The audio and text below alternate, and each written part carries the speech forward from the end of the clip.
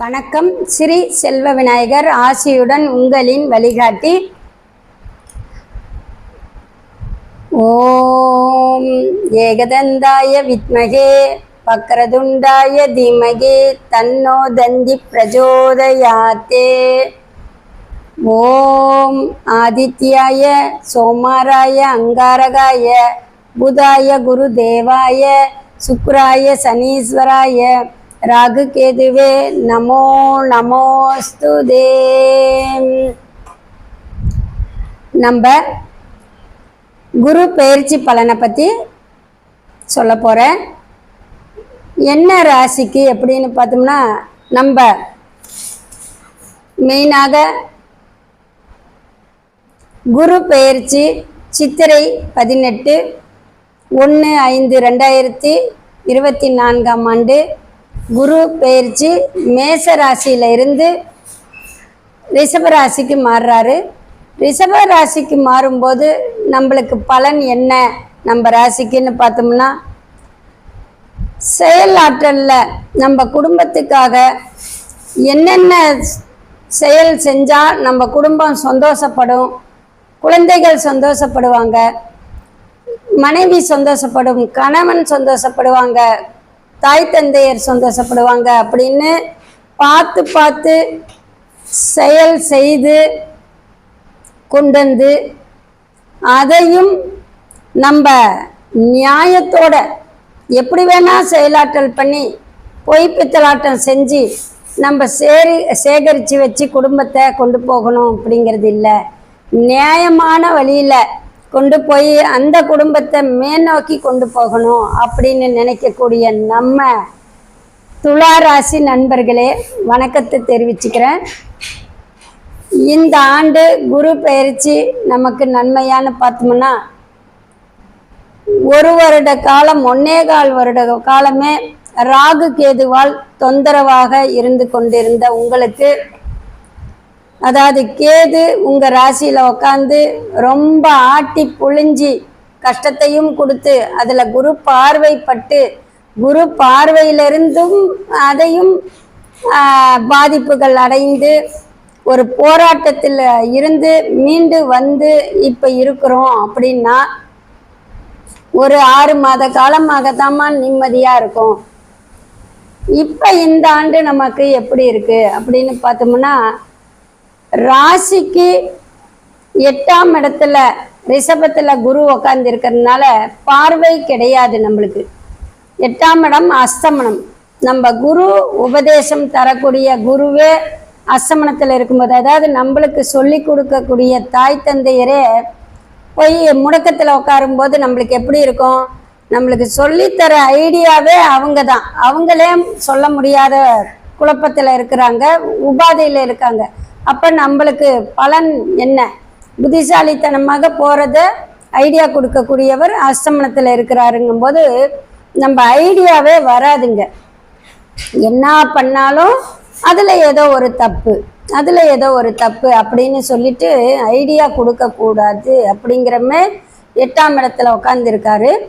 ஆனால் அந்த ஐடியா கொடுக்கக்கூடிய 8ஆம் இடத்துல இருந்தாலும் அவர் அந்த நம்ம ராசிக்கு 2ஆம் இடம் குடும்பஸ்தானத்தை பார்க்கறதுனால அந்த குடும்பம் கொண்டு போகக்கூடிய இதை அவங்க பார்த்துக்கிறாரு. நம்ம புத்திசாலித்தனமாக இருக்கக்கூடியதை தடைப்படுத்தினாலும் அந்த குரு பார்வை குடும்பத்தில் வரும்போது இன்னைக்கு உங்கள் குடும்பத்து ஆளுங்களே உங்களுக்கு சப்போர்ட்டு, குடும்பத்துக்காக நீங்கள் உழைச்ச நேரம் போய் உங்கள் குடும்பத்தாளுங்க உனக்கு ஆதரவு சொல்கிறாங்க அப்படிங்கிற அளவுக்கு இப்போ தயாராவீங்க. அந்த குடும்பஸ்தானம் அடுத்து சுகஸ்தானம், சுகம் அப்படின்னு சொல்லக்கூடிய உடல் உபாதைகள் கொடுத்து கொண்டிருந்த இப்போ அந்த சுகஸ்தானத்துக்கு பார்வையிடும்போது இன்னும் வலுவு ஜாஸ்தி. குரு 7ஆம் பார்வையாக குடும்பஸ்தானம் வாக்குஸ்தானத்தை பார்க்கும்போது நம்ம குடும்பத்தில் உழைப்பு முன்னேற்றம் எல்லாம் அதிகமாக இருந்தாலும், ஓரளவுக்கு உழைப்பு இருந்தாலும் உடல் ஒத்துழைப்பு தராது. அந்த உடல் ஒத்துழைப்பு தராமல் இருக்கிறது மருத்துவம் பார்த்துக்கணும். சின்ன சின்ன உடல் உபாதை வந்தாலே மருத்துவம் பார்த்துக்கிறது நல்லது. ஏன்னா அஸ்தமனத்தில் நம்ம குரு இருக்கிறதுனால உடல் அலைச்சல் ஏற்படுத்தும், அசதி காணும், ரொம்ப அசதி காணும். இந்த மாதிரி இருக்கிறதுனால இந்த தெய்வ வழிபாடு நம்ம பண்ணிக்கிட்டு தட்சிணாமூர்த்தி வழிபாடு பண்ணிட்டு பவர் ஏற்றிக்கணும்.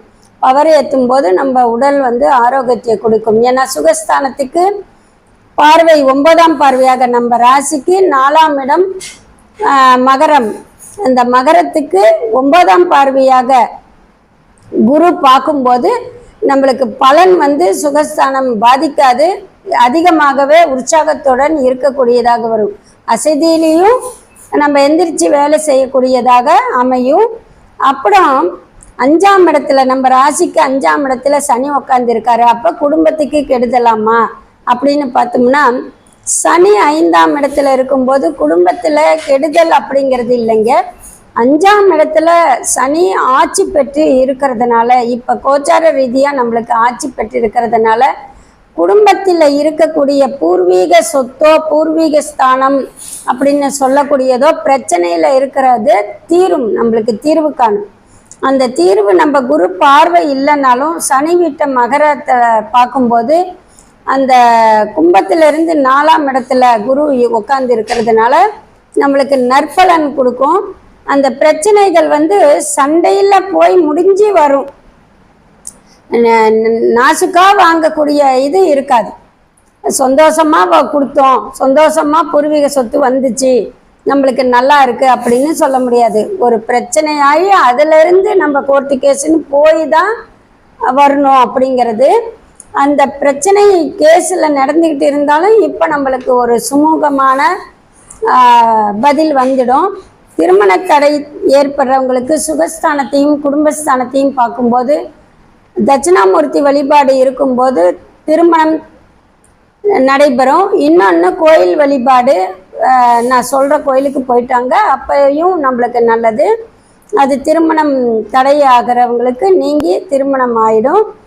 அடுத்து வந்து நம்ம ராசிக்கு 6ஆம் இடத்துல ராகு உக்காந்துருக்காரு. 6ஆம் இடம் சத்ரு ஸ்தானத்தில், எதிரி ஸ்தானத்தில் ராகு உக்காரும்போது நம்மளுக்கு பாதுகாப்பு, அவங்களே பாதுகாப்பு கொடுப்பாங்க. இப்போ வந்து நம்ம ராசிக்கு 6ஆம் இடத்துல ராகுவும் 12ஆம் இடத்துல கேதுவும் உட்காந்து லாக் பண்ணிக்கிறாரு. அந்த ராகு கேதுவே கெட்டது பண்ணினாலும் ராகு கேதுவே, நல்லது பண்ணாலும் ராகு கேதுவேன்ட்டு லாக் பண்ணிக்கிறாங்க. அப்போ பாதுகாப்பு எங்களை படுத்தும். பாதுகாப்பு படுத்தும் போது உற்சாகத்துடன் உஷாராகவும் இருக்கக்கூடிய நேரமாக இருக்கும். நம்ம ராசிக்கு 12ஆம் இடத்துல கேது உட்காந்து அது குரு 5ஆம் பார்வையாக பார்க்கும்போது 12ஆம் பார்வையாக விரயத்தில் இருக்கிறது நம்மளுக்கு சுக விரயமாக வந்துடும். அதாவது ராகு கேதுவோட அலைச்சல் நம்மளுக்கு இருக்கும், அலைச்சலோட முன்னேற்றம் தொழில் அமைப்பு எல்லாம் இருந்து அதனால் ஒரு பூமி ஸ்தானம் வாங்கணும். இப்போ துளாராசிக்கு நம்மளுக்கு ஒன்றுமே பண்ண முடியல அப்படிங்கன்னு இருக்கக்கூடியதையே சாதனையாக மாற்றிடும். அந்த கஷ்டத்துலேயும், அதாவது நல்ல நேரம் இருக்கும்போது சம்பாதிக்கிறதுங்கிறது வேறு, கஷ்டத்தில் இருந்தும் சம்பாதிச்சோங்கிறது சாதனை தானே. அந்த மாதிரி நம்ம குரு அஸ்தமனத்தில் இருந்தாலும் அது நம்மளுக்கு 5ஆம் பார்வையாக விரயத்தில் காட்டும்போது அந்த விரயமே நம்மளுக்கு சுக விரயமாக மாற்றி செல்வாக்கு தந்துடும். அந்த செல்வாக்கு தரும்போது உழைப்பு கஷ்டம் எல்லாமே நம்மளுக்கு வீண் போகாது. அப்போ என்னடா இவங்களுக்கு கஷ்டம், இந்த துளாராசிக்கு இப்போ சரியில்லைன்னாங்க, இவங்க என்னடாப்பா நிலம் வாங்கியிருக்காங்க, பூமி வீடு கட்டியிருக்காங்க, வண்டி வாங்கியிருக்காங்க, வாகனம் பொன் பொருள் எல்லாம் வாங்கியிருக்காங்க அப்படிங்கிற நம்ம சாதனை படைத்து இந்த ஆண்டு சிறப்பாக இருக்கக்கூடியதாக நிகழும். நல்ல ஆண்டு, உஷாராகவும் இருக்க வேண்டும். பிரச்சனை கோர்ட்டு கேஸுன்னு வரும்போது நிதானமாக இருங்க. அவசரப்பட்டு உங்கள் பேச்சாற்றல் இருந்தாலும் பேச்சு இப்போ வந்து நம்மளுக்கு சாதகமாக இல்லைங்கிறதுனால பேச்சில் கவனம் தேவை. உஷாராக இருந்து கோயில் நான் சொல்கிறது, அதாவது சிறுவாபுரி முருகன் கோயில் திருவள்ளூர் மாவட்டத்திலிருந்து ஒரு 43 கிலோமீட்டர் அருகில் உள்ளது. இந்த கோயில் வந்து பாலசுப்ரமணிய சுவாமி முருகன் கோயில். இதை வந்து 5 நிலை கொண்ட ராஜகோபுரம் இந்த கோயிலில் தான் சிறப்பான கோயிலாக இருக்குது. இந்த கோயிலுக்கு போயிட்டு வந்தால் பூமி பிரச்சனைகள் தீரும். பிரச்சனையில் இருக்கிறவங்களுக்கு, திருமண தடை ஏற்படுறவங்களுக்கு திருமண தடை நீங்கி திருமணம் நடக்கும். குழந்தை பேர் இங்கே வந்து ரொம்ப சிறப்பானது. குழந்தை பேர் இல்லாதவங்க குழந்தை பேர் கோயில் அங்கே வணங்கிட்டு வந்தாலே நம்மளுக்கு குழந்தை பேரும் கிடைக்கும். பூமி பிரச்சனை தீரும், குழந்தை பேர் கிடைக்கும். திருமணம் தடை ஏற்படுறவங்களுக்கு திருமண தடையாகும். அடுத்தது நம்மளுக்கு செல்வாக்கு தன்மை பெருகும். நம்ம பூமி ஸ்தானம் வாங்கக்கூடிய யோகத்தை அள்ளி கொடுக்கக்கூடிய நாளாக அமையும். இந்த கோயிலுக்கு போயிட்டு வாங்க. அடுத்தது வீட்டு அருகில் உள்ள முருகன் ஆலயத்துக்கு வாரந்தோறும் செவ்வாய்க்கிழமை பேரிச்சம்பளம் இல்லை கல்கண்டு ஏதோ ஒன்று கொடுத்து தெய்வ நெய்வேத்தியம் படைத்து 2 நெய் தீபம் போட்டு வணங்கிட்டு வந்தாலே நம்மளுக்கு இந்த ஆண்டு சிறப்பான ஆண்டாக இருக்கும். நல்லதே நடக்கும், நன்மை பெருகும்.